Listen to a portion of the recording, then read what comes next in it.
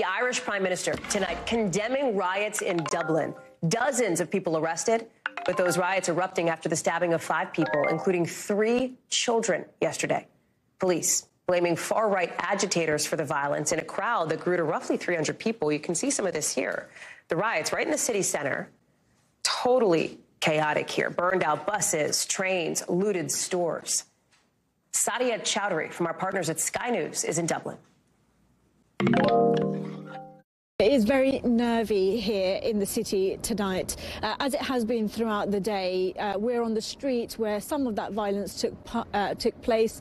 Behind me is the school where that first attack took place, and of course there was then that street violence that ensued in the aftermath. And there is this real feeling that anything can happen at any time. And I think that is, there's a sense that when a bunch of young lads walk past, people tend to get a bit nervous. But we have to remind ourselves, it is just a Friday night.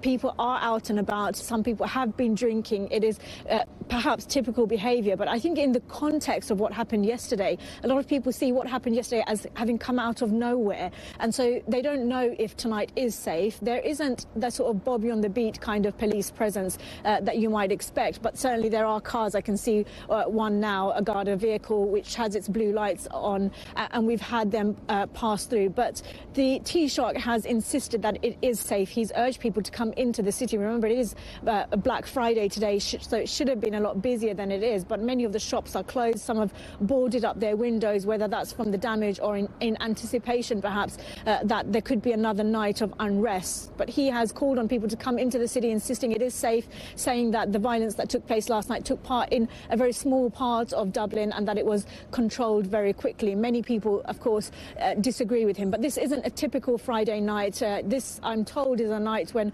Irish families typically watch this television programme at 9 p.m. and they turn on Christmas lights together. It is meant to be a very festive time for the city and for the country, but it has become a very sombre mood. Of course, all of this while that 5-year-old child remains in hospital in a critical condition tonight. A vigil taking place for her and other victims of yesterday's attack, and a support service has been set up to help anyone affected.